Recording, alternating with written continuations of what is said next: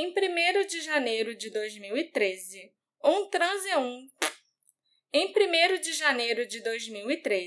um homem passeando com um cachorro na cidade holandesa de Oss se deparou com o corpo de uma mulher. Ela era Maria Nijholt, uma mulher da cidade holandesa de Enschede, que chegou a Oss apenas um dia antes. Mas por que ela foi parar nessa cidade a mais de 100 quilômetros de casa?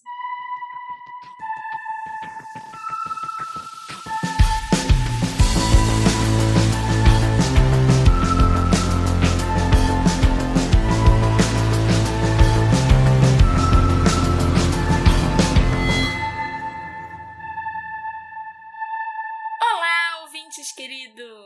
Sejam muito bem-vindos ao novo episódio do Detetive do Sofá. Eu sou a Marcela, a host desse podcast, e hoje eu acho que é a primeira vez que eu trago um caso da Holanda para vocês. Não é, Alexandre? Ou eu tô errado? Eu acho que não. Aquelas gêmeas tomatinhas na hora da Holanda? Elas eram da Suécia, se eu não me engano. Então deixa pra lá. Mas antes da gente entrar no caso da Maria... Maria Nijholt. Ah, tá. Se escreve Marja, tá me confundindo. As pessoas não sabem escrever o próprio nome, Pois é. complicado. Mas antes de entrar no caso da Maria, eu queria avisar a todos os nossos ouvintes uma coisa muito importante, que é esse podcast aqui, ele conta com o apoio de pessoas maravilhosas, nossos queridíssimos apoiadores, eles que financiam esse produto de áudio que vocês estão ouvindo aqui agora. E se você quiser se tornar uma dessas pessoas que ajuda esse podcast a seguir em frente, por favor, dá uma olhada lá no apoia.se/detetive do sofá ou no orelo.cc/detetive do sofá. Faça a sua contribuição para a gente continuar servindo esses episódios que vocês estão ouvindo aqui, certo? Isso aí. E acho que agora sim, Marcela, me fala o que aconteceu com a Maria. O assassinato da Maria Nijholt não é muito conhecido nem lá na própria Holanda. O que é uma pena porque ele é um caso muito curioso. Me lembrou até 2 casos que a gente já fez aqui. O do Lars Mittank e o do Blair Adams. Você lembra do Blair? Não lembro não, a gente já fez? Já fez o caso do Blair, sim, já faz até bastante tempo. E é importante que vocês saibam, então, que uma iniciativa civil chamada Bureau du Pin, em homenagem ao personagem famoso do Edgar Allan Poe, tem trabalhado junto com as autoridades policiais da Holanda para encontrar uma solução para esse caso. E o Bureau investigou milhares de ligações telefônicas, mensagens de texto e produziu um podcast de 6 episódios discutindo o assassinato da Maria. E se não fosse por eles, eu não teria praticamente informação nenhuma para fazer esse episódio. Se você entende holandês, eu super recomendo que escute os 6 episódios do podcast. A Maria Nijholt teve uma vida marcada por desafios emocionais e psicológicos profundos, desde a sua infância até os últimos dias da sua vida.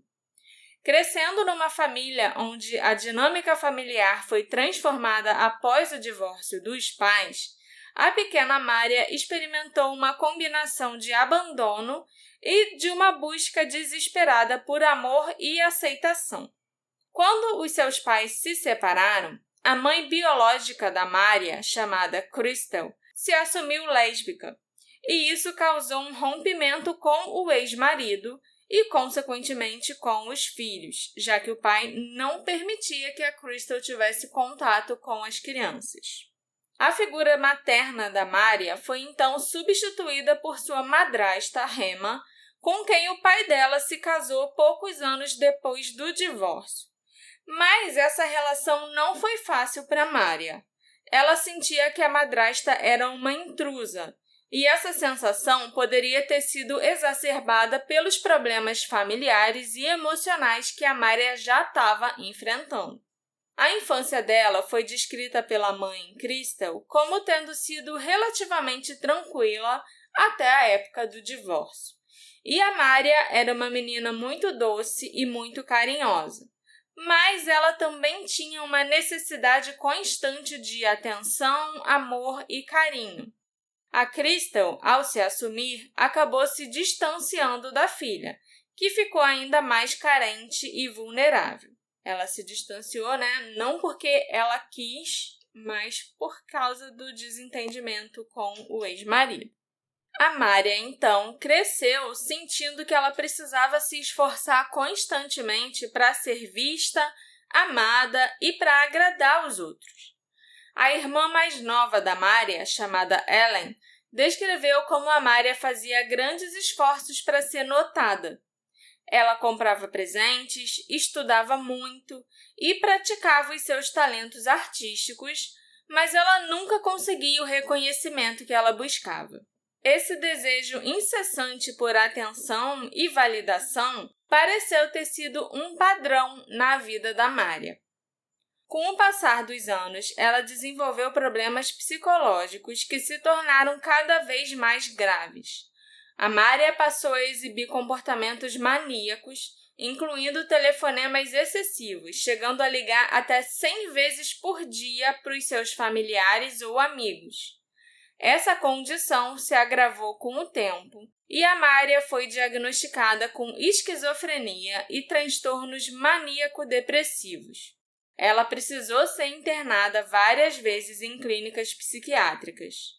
A Crystal, a mãe dela, reconheceu que a Maria não era a primeira pessoa da família a lidar com problemas mentais, o que talvez a tenha ajudado a entender melhor o sofrimento da filha, mas não diminuía a dor de ver a Maria cada vez mais perdida. Além dos problemas psicológicos, a relação da Maria com a madrasta Rema era muito conturbada. A Rema relatou que certa vez a Maria se tornou fisicamente violenta com ela, e isso acabou levando ao corte de relações entre a Maria e a madrasta. A Maria também se tornou cada vez mais isolada. Com o passar dos anos, ela começou a passar menos tempo com a família e mais tempo com o seu parceiro Steve. Os dois se conheceram em Tilburg, quando o Steve tinha 26 anos e a Maria tinha 20. Na época, o Steve andava de moto e os dois se conheceram por meio de um clube de motociclistas. Depois que eles começaram a se relacionar, a Maria acabou entrando numa academia de artes e isso foi ótimo para ela desenvolver as habilidades artísticas que ela tinha. E os dois foram morar em Enschede, mas eles precisavam de espaço pessoal. Então, o casal decidiu que cada um ia morar na própria casa e as casas eram no mesmo bairro. O Steve afirmou que, normalmente, ele recebia amigos no Ano Novo e dava festas divertidas e até soltava fogos. Mas isso tudo era muito barulhento e movimentado para Maria. Então, nos últimos anos, ela passou a véspera de Ano Novo com a família e o Steve dava a festa que ele queria com os amigos dele. E era isso que a Maria planejava fazer no Ano Novo de 2012 para 2013 também. A Maria também tinha dificuldades financeiras, frequentemente recebendo benefícios do governo e com pouca capacidade para administrar o seu dinheiro. Um homem da igreja da Maria, chamado Henny, desempenhou um papel importante na vida dela, tentando ajudá-la a organizar as suas finanças e orientá-la. Porém, a relação deles também era instável, com a Maria frequentemente exibindo mudanças de humor repentinas e até comparando o Henny a uma figura demoníaca em alguns momentos. A busca da Maria por um propósito e por um sentido na vida também se refletiu na sua religiosidade. Ela se aproximou de uma igreja pentecostal e foi parte da comunidade do City Pastorat Enschede, uma organização voltada para atender pessoas marginalizadas, como moradores de rua e indivíduos com problemas psiquiátricos. Lá, a Maria encontrou uma nova fonte de apoio e conexão. O seu pastor a descreveu como uma pessoa frequentemente confusa, sofrendo ataques de pânico, mas também como alguém inteligente e sábia, embora em muitos momentos fosse difícil distinguir se o que a Mária dizia era real ou resultado de delírios. A busca por amor, por reconhecimento e por respostas espirituais parece ter sido uma constante na vida da Mária. Sua história foi marcada por um profundo sofrimento emocional e psicológico, mas também por uma busca incessante por afeto, entendimento e pertencimento. Ela procurava um lugar onde pudesse se encaixar e ser aceita, mas a complexidade dos seus problemas psiquiátricos tornou essa jornada extremamente difícil. A vida da Mária foi, sem dúvida, uma tragédia pessoal, mas também um reflexo das dificuldades enfrentadas por muitos indivíduos que, devido a condições mentais e familiares, não conseguem encontrar o apoio necessário para ter uma vida mais equilibrada. A morte da Mária foi marcada por uma série de eventos que indicam confusão mental, medo e um sentimento de perseguição que ela não conseguia explicar. Segundo o parceiro dela, o Steve, essa sensação de estar sendo perseguida era algo bem comum no dia a dia da Mária. Mas o Steve nunca teve evidências de que realmente houvesse algo para se preocupar, de que realmente tivesse alguém stalkeando a Mária, sabe? Em 29 de dezembro de 2012, a Mária decidiu deixar Enschede, a sua cidade natal na Holanda, e se refugiar em Gronau, na Alemanha. A viagem não parecia incomum, já que essas duas cidades, apesar de serem, em países diferentes, estão localizadas tão próximas uma da outra que era muito comum os deslocamentos diários entre elas. Tinha gente que morava em uma cidade, em Enschede, por exemplo, na Holanda, e ia trabalhar todo dia em Gronau, que ficava na Alemanha. Tanto que a Mária foi até Gronau de bicicleta, carregando com ela uma mochila e uma mala. No entanto, o que parecia ser uma simples mudança de cenário foi apenas o começo de uma sequência de eventos que demonstraram que algo estava profundamente errado. Durante a sua estadia no hotel Gasthof Fritz, em Gronau, a Mária se mostrou ansiosa e, em algumas ocasiões, mencionou que sentia estar sendo perseguida. Ela até afirmou de maneira desconexa algo sobre Deus, padres e o diabo para o gerente do hotel, deixando claro que a mente dela estava tomada por pensamentos confusos e perturbadores.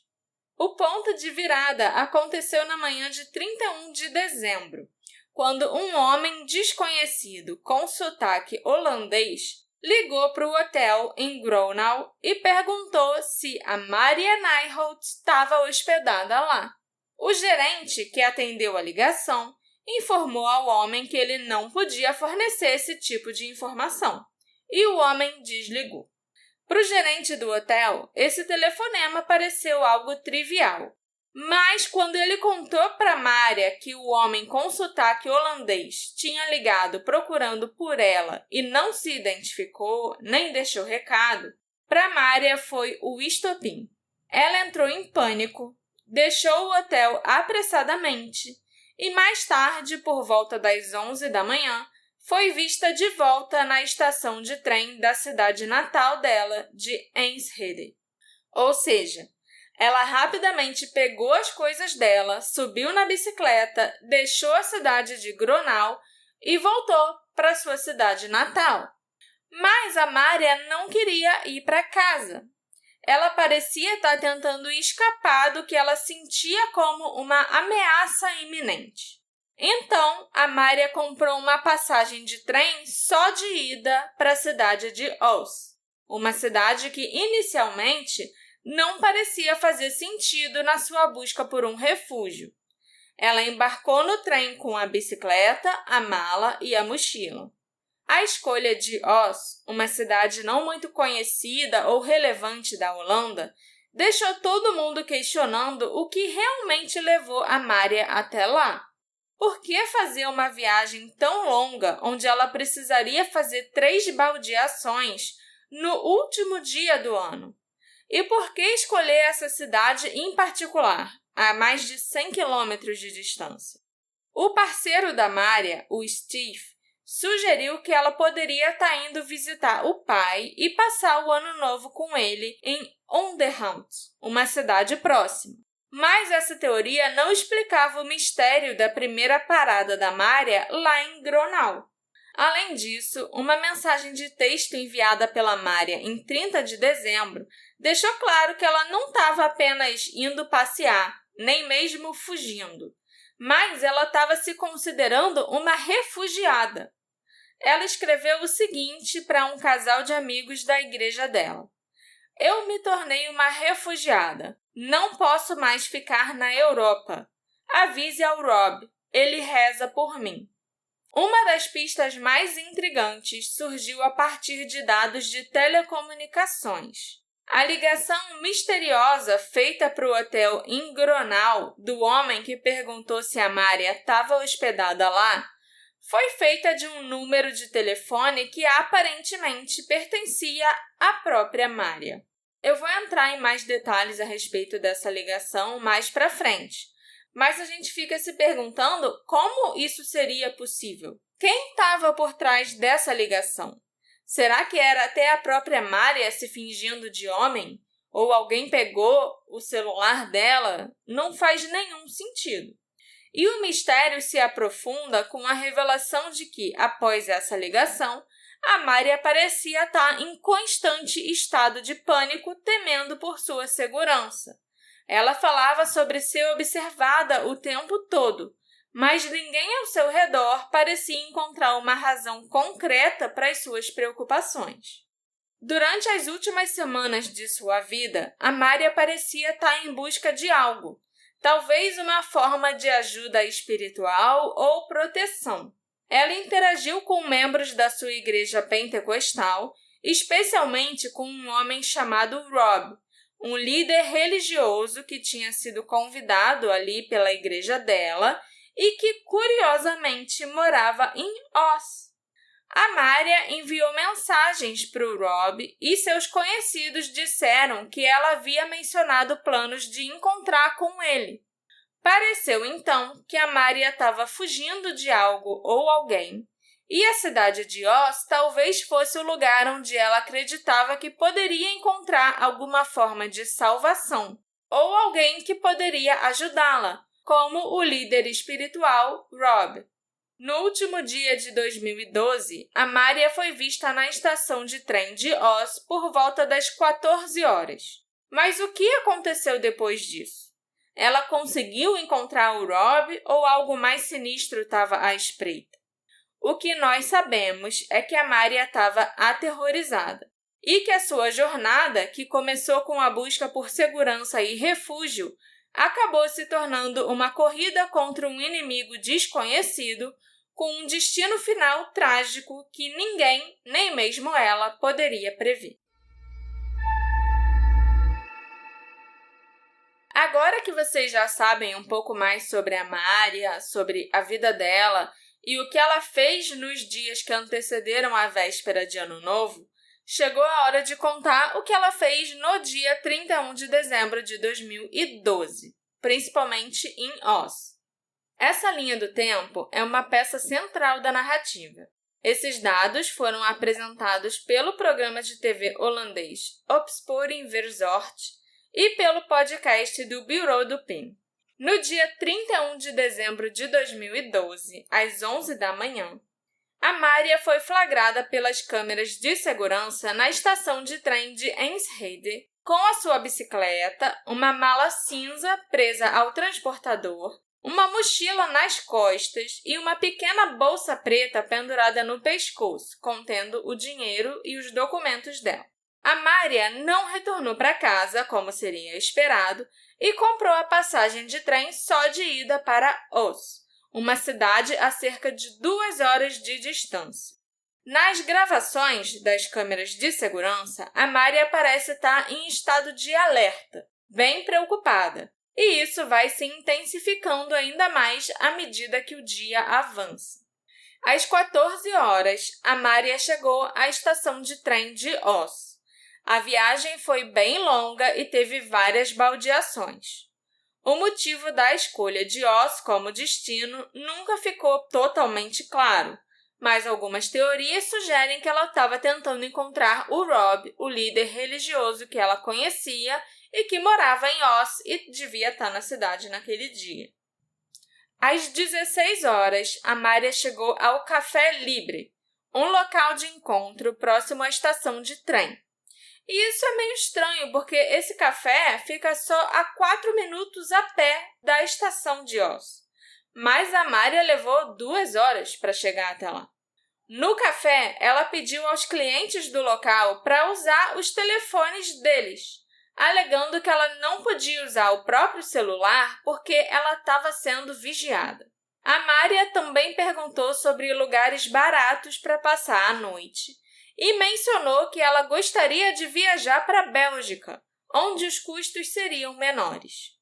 Ela parecia ainda mais ansiosa do que antes e estava tentando ligar para alguém, revelando uma sensação crescente de pânico. Parece que essas ligações feitas no Café Libre foram para o Rob, o líder da igreja. Mas o Rob se recusou a atender as ligações por questões de privacidade. Afinal, ele mal conhecia a Mária, então aquela situação era meio estranha para ele. Imagina alguém ligando para você, na verdade, várias pessoas ligando para você de números desconhecidos, falando, olha, estou aqui com uma moça chamada Mária que está pedindo para falar com o Rob. E ele falou, não, desculpa, não vou atender. Após sair do Café Libre, a Mária foi vista por várias pessoas andando pelas ruas de Oss. Ela continuava se aproximando de desconhecidos, pedindo um lugar para passar a noite e repetindo que estava sendo perseguida. Durante esse período, uma chuva torrencial começou a cair sobre a cidade e isso só aumentou a agitação da Mária. A chuva só foi parar no dia seguinte de manhã. Por volta das 20h30, a Mária chegou em outra cafeteria. Dessa vez, na cafeteria Ustval, o dono do local permitiu que a Mária fizesse uma ligação. Ele descreveu a Mária como confusa e em pânico, o que corrobora a impressão de que ela estava numa situação de extrema ansiedade. Às 21 horas, a Mária saiu da cafeteria Ustval com a sua bicicleta e foi vista novamente na estação de trem de Oss. Mas, devido à véspera de Ano Novo, com a interrupção dos trens na cidade após as 20 horas, é provável que a Mária tenha ficado na estação por algum tempo, se abrigando da chuva, aguardando algum tipo de transporte ou tentando encontrar uma solução para sua crescente angústia. Entre as 21 horas do dia 31 de dezembro e as 2h45 da manhã de 1º de janeiro, não tem nenhum sinal da Mária. Ela não foi vista por nenhuma testemunha e não foi gravada por nenhuma câmera de segurança. O que ocorreu nesse período permanece um mistério. A Mária poderia ter encontrado abrigo em algum local não registrado, talvez até na casa de alguém, ou ela pode até mesmo ter visitado uma igreja. Nós não temos informações claras sobre os seus movimentos ou atividades nesse intervalo de tempo. Às 2h45 da manhã, a Mária foi vista caminhando numa grande estrada, a estrada Rafseban, na chuva torrencial, e ela estava andando no sentido contrário do trânsito. Ela estava sem a bicicleta dela, que nunca mais foi encontrada, mas ainda carregava sua mala e sua mochila. E a bolsinha preta, pequenininha, com o dinheiro dela pendurada no pescoço. Às 3h10 da manhã, a Mária foi vista novamente. Câmeras de segurança registraram a Mária passando pelo posto de gasolina Tanro, localizado na rua Sinhel, em Oss. Ela pôde ser vista caminhando sob chuva intensa e parecia que ela estava andando para a cidade vizinha de Bergen, que fica a menos de 1 quilômetro de distância. Esse registro mostra que a Mária continuava sua caminhada pela noite sem um rumo aparente. Entre 4h30 e 6h15 da manhã, a Mária foi vista várias vezes em Birmingham. Ela parecia estar exausta e pediu direções para a estação de trem mais próxima. Muitas testemunhas notaram que ela estava visivelmente cansada e algumas pessoas até acharam que ela devia estar bêbada, o que seria normal, no dia 1º de janeiro, de madrugada. Mas a verdade é que a Mária só estava mesmo esgotada e desorientada. E ela ia ficar mais cansada ainda, porque a estação de trem mais próxima de Birmingham era a estação de Oss, onde ela chegou na cidade. Então, ela teria que dar meia volta e andar tudo de novo se ela quisesse ir para a estação. A essa altura, a Mária ainda estava carregando a mala e a mochila dela. O último avistamento da Mária foi por volta das 6h30 da manhã, quando ela foi vista caminhando no Ossaver, que é um tipo de caminho subterrâneo para as pessoas e ciclistas atravessarem as pistas de uma rodovia. Pouco depois, uma testemunha viu a Mária pela última vez, por volta das 6h55, quando ela entrou num parque próximo. Esse foi o último momento em que a Mária foi vista com vida. Por volta das 7 da manhã, um homem e uma mulher locais encontraram uma mala aberta num parque, o mesmo parque onde a Mária foi vista pela última vez. A mala em questão pertencia a Mária. A mala foi encontrada antes do corpo da Mária e os seus pertences estavam espalhados ao lado da mala, como se ela tivesse sido revirada. O corpo da Mária foi encontrado por um transeunte que passeava com um cachorro por volta das 10h30 da manhã, numa entrada de veículos em Berhansweg, uma área tranquila e residencial da cidade. O homem que encontrou o corpo correu e tocou as campainhas dos moradores, pedindo que chamassem a emergência. A Mária estava morta e a causa da sua morte foi determinada como esfaqueamento com um objeto pontiagudo. A arma do crime nunca foi localizada. A Mária tinha 48 anos quando ela foi encontrada morta naquele local isolado e aleatório na Berhansweg, na cidade de Oss. A investigação da morte dela durou vários meses e envolveu vários cenários possíveis para o crime. O corpo de bombeiros chegou e rapidamente isolou a área. A polícia designou 20 detetives para o caso e um helicóptero vasculhou a região por algum tempo. A montadora Van Hulst estava localizada no endereço onde a Mária foi encontrada. Essa montadora fica localizada bem ao lado de um consultório odontológico. A Mária foi encontrada encostada num carro estacionado na garagem. Havia vários carros parados naquele lugar. Por isso, o corpo dela estava meio que escondido e ele só foi encontrado algumas horas após a morte. A mochila da Mária estava ao lado do corpo dela com os seus pertences espalhados pelo chão. Somente a mala cinza da Mária e a bicicleta dela estavam faltando. A investigação começou com um grande fervor, mas logo entrou numa fase de estagnação. O caso foi desafiador, principalmente por não haver pistas claras sobre a identidade do assassino e a causa da morte. Sem contar que esse caso aconteceu numa cidade do interior da Holanda, onde crimes eram praticamente inexistentes. Então, eu acho que nem a polícia sabia bem como agir nessa situação. A Mária foi encontrada com múltiplas facadas feitas por um objeto pontiagudo, mas a cena do crime estava incomumente limpa, sem vestígios de sangue. Isso podia ser atribuído à chuva forte que caiu na noite do crime, que poderia ter lavado qualquer evidência de sangue. Esse detalhe do clima, onde choveu por várias horas entre os dias 31 de dezembro de 2012 e 1º de janeiro de 2013, foi crucial para que algumas evidências não fossem encontradas no local. Mas também pode ser que o assassinato tenha acontecido em outro lugar e o corpo tenha sido desovado ali depois. Essa é outra alternativa para explicar a falta de sangue na cena do crime.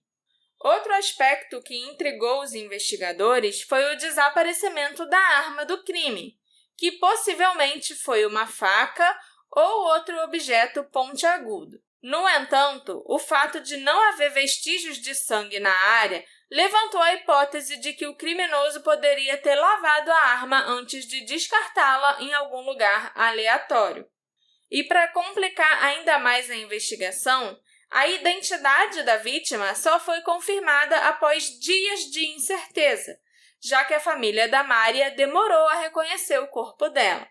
Eles até começaram a procurar logo pela Mária, depois do Ano Novo, mas eles estavam procurando na cidade dela, em Enschede, nas cidadezinhas próximas e também na cidade onde a família dela, o pai dela principalmente, morava. A cidade de Oss nem passou pela cabeça deles que era onde ela podia estar. A polícia relatou que 54 pessoas ligaram dando dicas nos meses seguintes. Em abril de 2013, devido à falta de pistas, a polícia filmou uma reconstituição em vídeo das últimas horas de vida da Mária e transmitiu em várias redes de televisão, mas o caso acabou esfriando. Com o passar do tempo, a polícia buscou por testemunhas, incluindo pessoas que pudessem ter visto a Mária ou o criminoso na noite fatídica. A investigação ganhou notoriedade quando o programa de TV Opsporing Verzocht pediu que algumas pessoas, possíveis testemunhas, se identificassem. O programa mencionou uma pessoa usando uma máscara de Unherfist, ou seja, a máscara do Jason. Essa pessoa foi vista na Berhensweg por volta das 4h30 da manhã. Nos Estados Unidos, e eu acho que grande parte do mundo, essa máscara é famosa por causa dos filmes Sexta-feira 13. Mas na Holanda, a máscara é mais famosa por causa de um DJ. O Unherfist é um dos DJs mais populares na cena de raves da Holanda. A máscara do Jason é a marca registrada icônica dele, que ele usa quando está atrás das pickups. E é muito comum, ao visitar raves holandesas, ver fãs do Unherfist usando aquela máscara como uma homenagem ao DJ. Uma rápida busca no Google por raves que aconteceram na noite de Ano Novo de 2012 para 2013 em Oss mostra que havia sim uma rave acontecendo na cidade naquela noite. Embora o DJ Unherfist não estivesse tocando naquela rave, não me surpreenderia se alguns participantes estivessem usando a máscara dele. Por isso, essa pista foi vista com ceticismo, já que a pessoa mascarada poderia ser apenas um raver indo para casa depois de uma festa. E a conexão com o crime parecia mais uma coincidência do que uma pista concreta. O programa de TV também mencionou um homem e uma mulher vistos dentro de um carro brigando no cruzamento da Berhensweg com a Goldplevier, às 6h30 da manhã. Essa informação gerou mais especulações e a polícia procurava esse casal, que pode ter estado numa posição crucial para compreender os eventos que ocorreram naquela madrugada. A última testemunha procurada pela polícia, mencionada no programa de TV, era um homem que foi visto na estação de Oss por volta das 8h15 da manhã. Esse homem estava pegando um trem em direção à cidade de Nijmegen e ele parecia ferido e poderia ser a vítima ou infrator de violência. As câmeras de segurança da estação de Oss mostravam esse homem sangrando, carregando uma faca.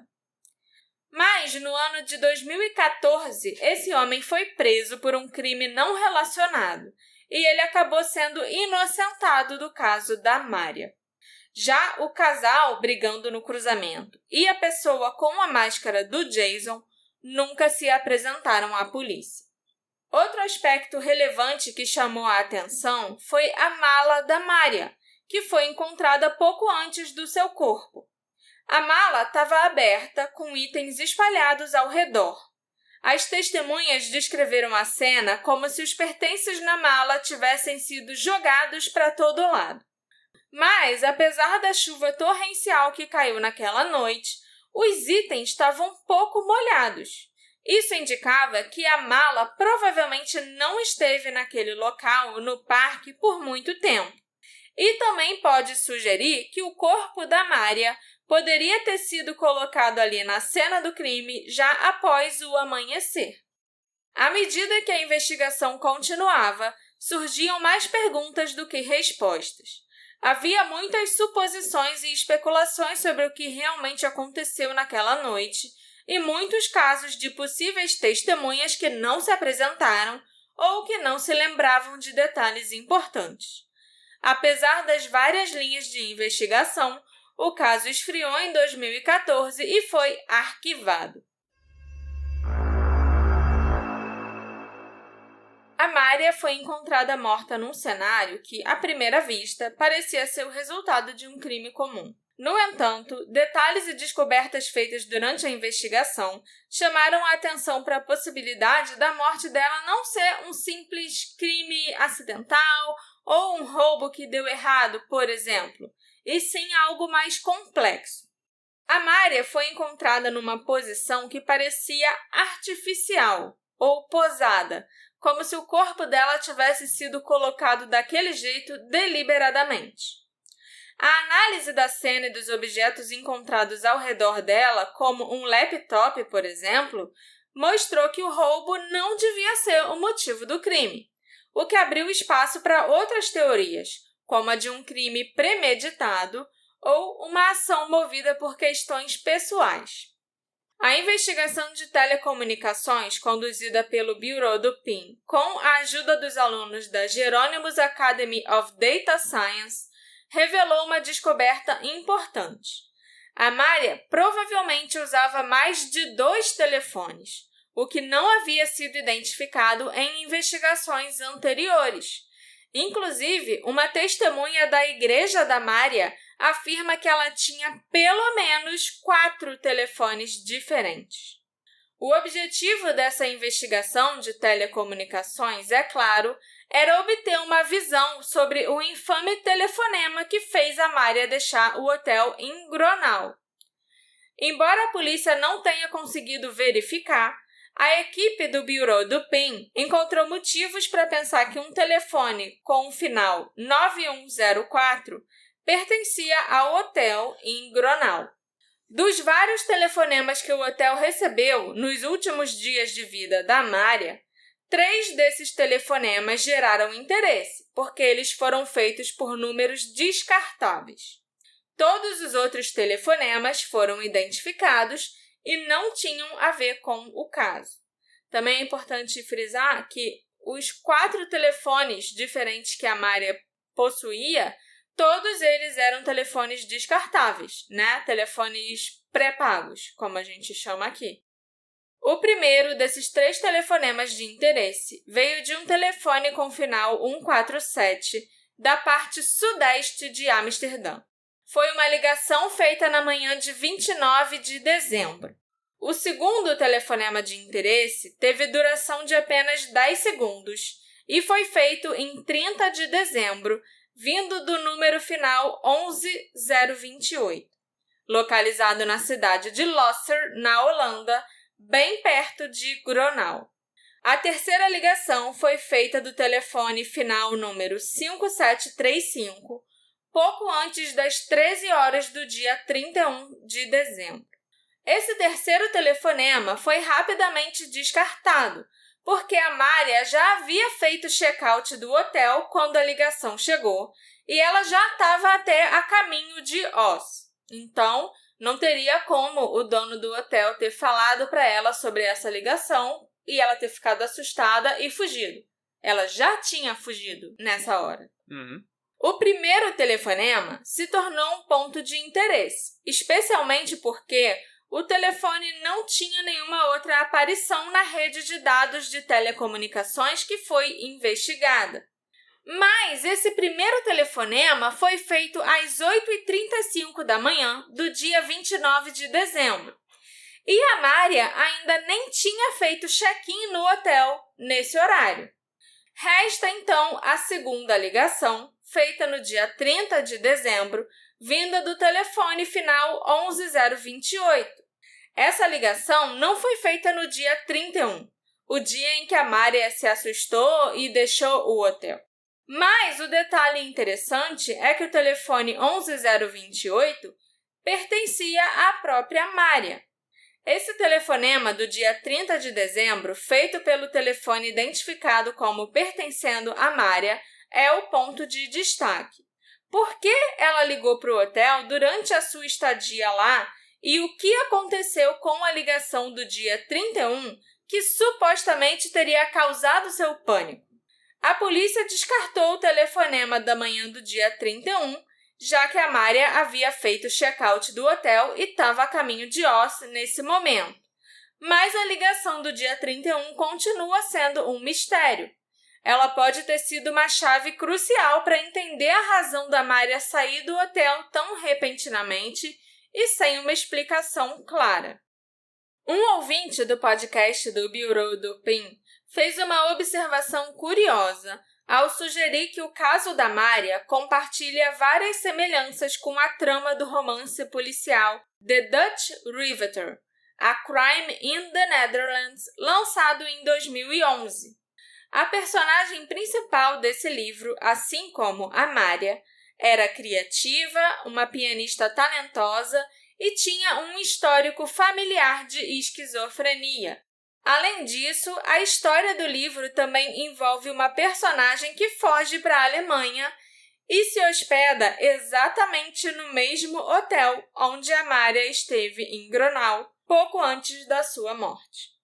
Será que a Mária achou que o livro era sobre ela e que ela era aquela personagem principal? Por isso que ela começou essa viagem para Gronau, sabe? Interessante. Essa conexão com um romance parece ser mais do que uma simples coincidência. Existe a possibilidade de que a Mária, no seu estado mental perturbado, pudesse ter se identificado com a personagem do livro ou até mesmo agido de maneira similar à trama da obra. Alguns sugerem que ela poderia ter se influenciado pela história de uma maneira inconsciente, criando uma narrativa em sua mente que a levou a essas ações. Eu, particularmente, acho que ela realmente passou a acreditar que ela era aquela personagem, sabe? Que ela tinha que fazer aquelas coisas, que ela tinha que ir para Gronau e ficar naquele hotel. Talvez alguém tenha até ligado para os 6 hotéis que existem em Gronau, perguntando pela Mária em todos eles. Mas ela ficou em pânico e começou a ficar paranoica, achando que tinha alguém atrás dela. Eu não sei qual é o resto da história do livro, né? Se tem alguma perseguição ou o que acontece com a protagonista.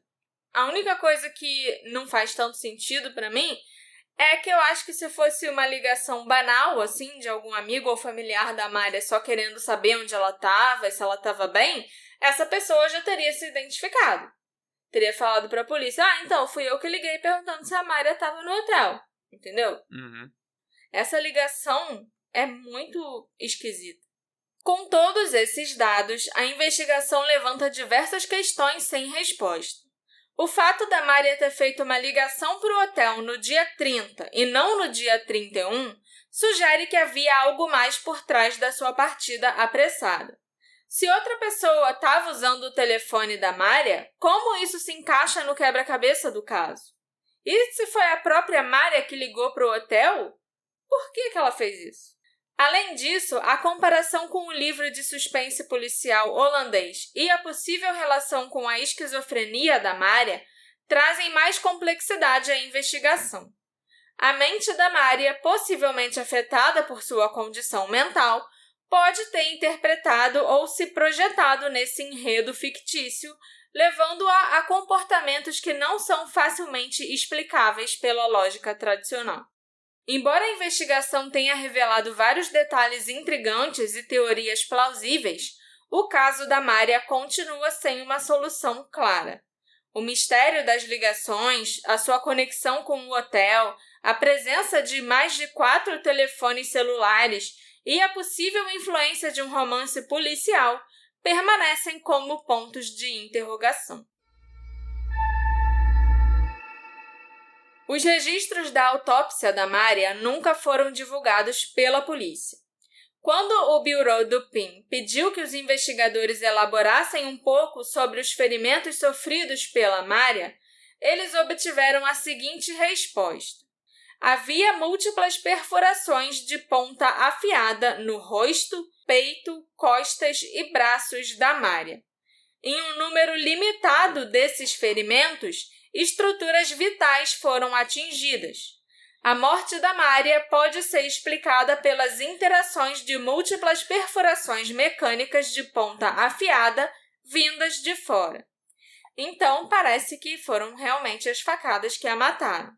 Quando os investigadores foram questionados sobre substâncias, eles disseram que não havia nada indicando o uso de álcool, drogas ou medicamentos no corpo da Mária.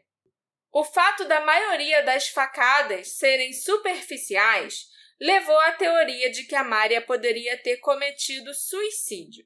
Mas suicídio usando facas não é algo tão comum. E também foram encontradas feridas nas costas da Mária. Seria bem difícil a própria Mária conseguir atingir as costas dela com uma faca. Então, esse detalhe vai de encontro a essa teoria do suicídio. Mas é importante também frisar aqui que a polícia nunca conseguiu excluir totalmente essa possibilidade. Quanto à posição em que a Mária foi encontrada, parecia que ela tinha caído em cima da mochila que estava usando.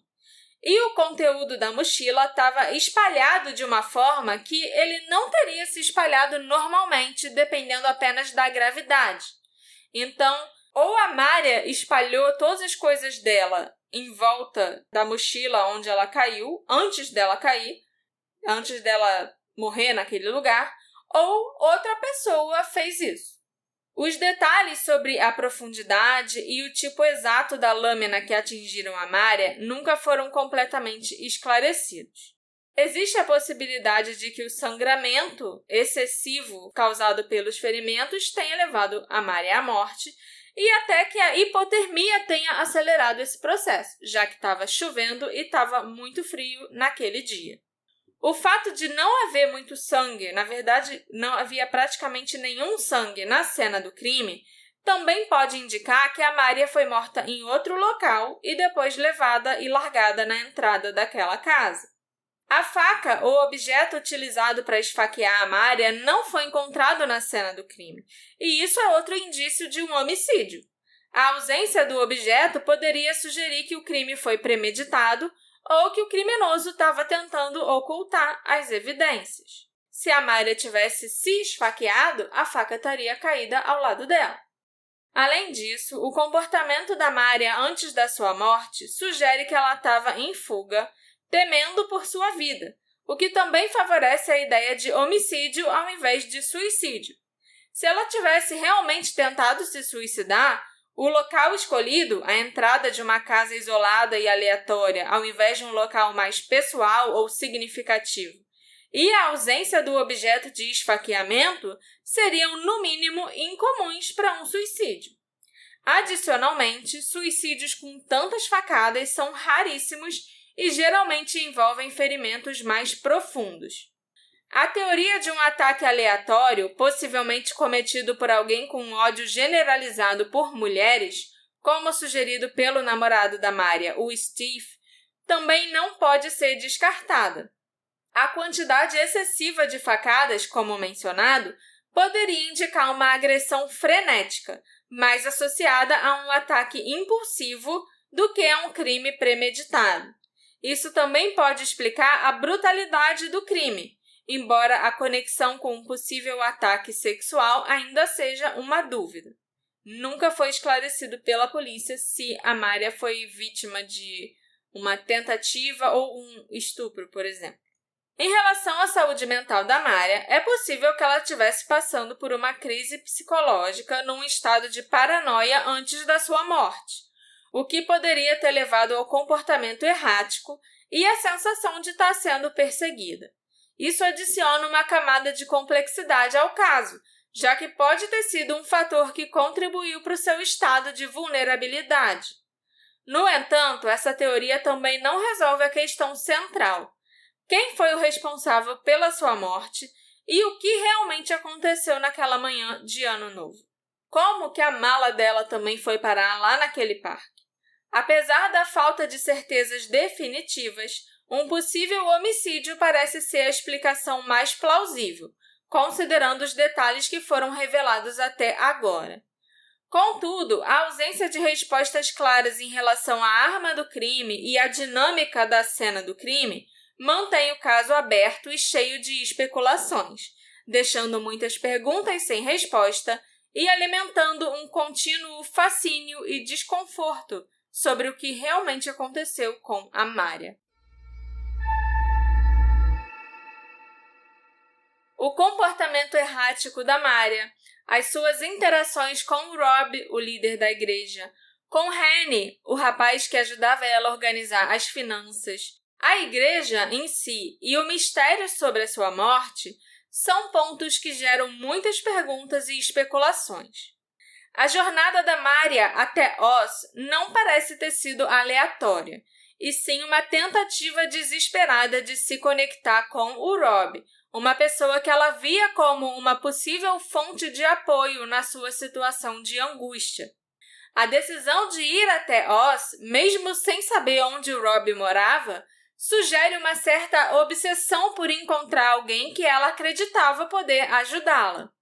O fato de que a Mária não usou os telefones dela, provavelmente por medo que estivessem sendo monitorados, revela o nível de paranoia que ela estava experimentando. Isso também ajuda a entender a sua constante busca por formas alternativas de comunicação, como pedir o telefone emprestado para estranhos para tentar entrar em contato com o Rob. A Mária parecia estar profundamente envolvida na igreja, o que pode ter exercido uma pressão significativa sobre ela. A sua dedicação e crença na missão da sua vida a fizeram se envolver num ambiente que, ao mesmo tempo que poderia lhe oferecer apoio espiritual, também poderia ser opressor e sufocante. A tensão entre o desejo de pertencimento e a sensação de que ela estava sendo manipulada ou controlada é evidente nas mensagens contraditórias que ela enviou ao Henny, o seu benfeitor. Ele, por sua vez, pode ter sido uma figura ambígua, que, embora parecesse ajudar, poderia ter aproveitado de alguma forma da vulnerabilidade da Mária. Por isso, toda a paranoia dela em relação ao Henny. Mas eu não acho que ele tenha feito nada de errado, não. Além disso, a relação com o Rob, embora aparentemente de amizade ou companheirismo religioso, não parece ter sido suficiente para impedir que a Mária se sentisse tão desesperada. Sua insistência em contatá-lo e sua possível percepção de que ele poderia ser a sua última esperança indicam que ela via no Rob mais do que uma simples figura religiosa. Talvez um salvador, alguém que pudesse ajudá-la a lidar com os medos que a atormentavam. A dinâmica da igreja com os seus líderes e membros também é um fator crucial. Os líderes devem, como qualquer pessoa, estabelecer limites para o que são capazes de suportar, especialmente com alguém como a Mária, que estava lidando com questões emocionais e psicológicas profundas. O comportamento volátil e as constantes mudanças de humor da Mária eram provavelmente desgastantes para quem estava próximo dela, e isso pode ter afetado o relacionamento que ela tinha com aqueles ao seu redor. O fato dela ter sido bloqueada, os números dela terem sido bloqueados pela própria família devido à sua carência constante, também sugere que a Mária tinha dificuldades em lidar com os seus sentimentos e criar limites saudáveis com as outras pessoas. A escolha de Oz como destino final da Mária, embora pareça arbitrária à primeira vista, pode ser melhor compreendida à luz da sua obsessão pelo Rob e sua tentativa de contato desesperada. A descoberta de que a Mária aparentemente estava assustada e fugiu do hotel em Gronau após um telefonema perguntando por ela, adiciona uma camada de mistério, pois ela parecia sentir que estava sendo perseguida, embora ninguém ao seu redor tenha visto qualquer evidência concreta disso. Se o medo da Mária era genuíno ou uma projeção da sua mente perturbada, permanece uma questão em aberto. Seu desaparecimento em Oz, onde o que parecia ser uma simples busca por ajuda se transformou numa tragédia, levanta ainda mais suspeitas sobre o envolvimento de Rob, Henny e outros membros da igreja. A natureza volátil dos seus relacionamentos e as mensagens conflitantes da Mária criam um cenário difícil de decifrar, mas é possível que, no fundo, ela estivesse em uma busca por algo maior, uma sensação de pertencimento, uma conexão genuína ou, possivelmente, uma fuga dos seus próprios demônios internos. Eu só acho bizarro que tudo bem que a mulher claramente estava no surto, devia ser complicado conviver com ela. Sim, com certeza. Mas aí a pessoa vai pra igreja, vira um líder de igreja, é maneiro, todo mundo respeita ele dentro da igreja, mas aí quando a pessoa procura pra pedir ajuda, ignora, finge que não é com ele, entendeu? Sequer tentou chamar uma ajuda, tipo, talvez ele tivesse com medo de encontrar com a mulher, mas ele não fez mais nada, sabe? Chamar uma emergência, chamar alguém da família, chamar alguém da igreja pra informar que aquilo estava acontecendo. Então, assim, pra mim, não sei se é muito cedo pra falar isso, claramente ela é vítima da própria problema de saúde mental dela, que fez ela vagar por aí e foi vítima de alguém também vagando por aí. Mas eu acho que foi uma omissão grave de uma pessoa que se diz da igreja e fez absolutamente nada pra tentar ajudar. Eu entendo o que você está dizendo. Mas o Rob, ele não era o líder da igreja dela. O Rob, ele teve uma ou duas vezes na igreja dela como um líder ou pastor convidado para aqueles dias específicos. E ele teve pouquíssimo contato com a Mária, na verdade. Ele rezou com ela uma ou duas vezes ali na igreja dela. Mas ele era só um convidado, ele não conhecia nem a Mária muito bem, entendeu? Ele percebeu que ela tinha sérios problemas. Ele estava na cidade dele, na casa dele, a 100 quilômetros de distância, e uma mulher viajou até lá, que ele mal conhecia, e assim, parece mais uma perseguição do que alguém precisando de ajuda, entende? Parece que ele estava sendo stalkeado pela Mária, que ficou obcecada por ele. Que viajou mais de 100 quilômetros pra ir atrás dele sem ter o endereço dele, entende? Eu concordaria se fosse qualquer outra pessoa. Mas não, era uma figura religiosa, era uma figura que, assim, é uma pessoa que as pessoas vão procurar num momento de necessidade, sabe? E eu não tô falando que ela tinha que largar tudo pra encontrar com ela, largar tudo pra ajudar ela, mas ele fez nada. Ele não avisou a polícia, ele não avisou a igreja dela, ele não avisou a família dela, ele não fez, pelo que a gente sabe, não fez nenhum esforço pra que nada acontecesse. Não fez então, assim, não. Pra mim, ele é só uma péssima pessoa / péssima pessoa da igreja, sabe? Que vai pra igreja, mas quando realmente conta, quando realmente alguém precisa, ele lavou as mãos.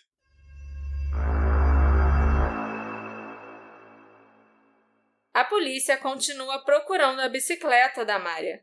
Ela ainda a tinha consigo quando saiu do café Ostival por volta das 21 horas. Mas quando ela foi vista novamente no posto de gasolina por volta das 3 da manhã, a bicicleta já não estava mais com ela. Esse caso realmente é cheio de complexidade e as diferentes circunstâncias que o envolvem tornam difícil tirar conclusões definitivas.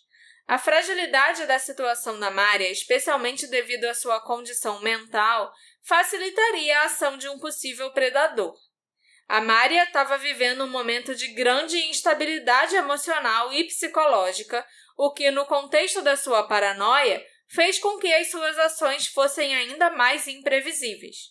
O fato dela ter tentado se comunicar com o líder da igreja de forma tão intensa sugere que ela estava num estado de pânico constante.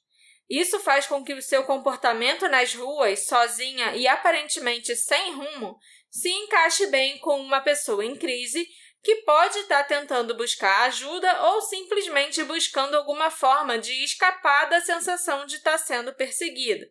A hipótese de que ela tenha sido abordada por um predador é, de fato, uma possibilidade plausível.